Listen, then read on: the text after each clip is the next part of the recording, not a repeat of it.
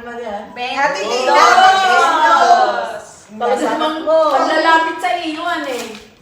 Ano kaya yan?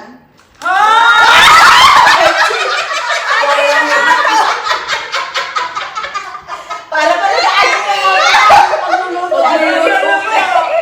Para ba May ginagamit ka ng Ajinomoto ni? Paano namang nagamit ako na? mo. Commercial break nga eh. Kaya nga. Yun sa likod.